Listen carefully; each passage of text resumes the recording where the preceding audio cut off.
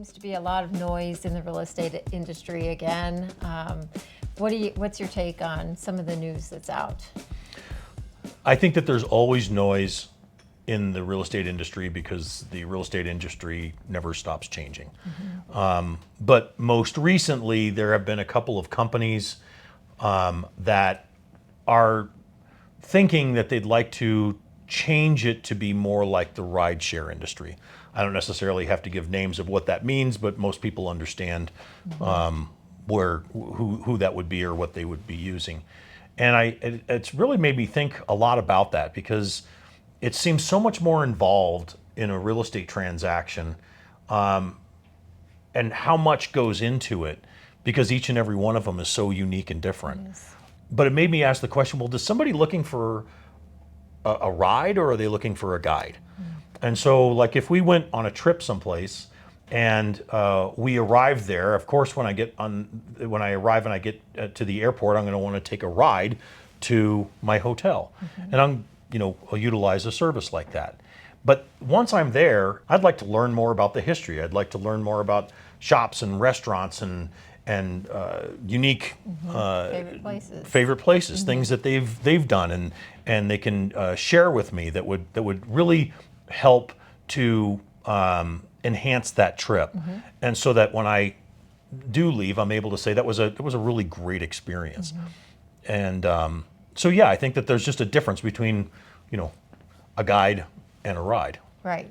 And I think in our industry, often people who are looking to buy a home just see a home online and impulsively click a button, and then they end up in somebody's car and getting a ride to a house and wonder, how did I get here? What's the process? And am I stuck with this person? Right, right. And those have been some good changes, is that they're now having to disclose how it works and how they're going to get paid. But I also think it's interesting throughout my career, I've seen how sellers will typically seek out realtors to come out and give a presentation to the seller, and it'll be 2, sometimes 3. And they're looking for the best fit. They're looking for somebody who's really going to represent the best interest, present their home in the best light, and be their advocate.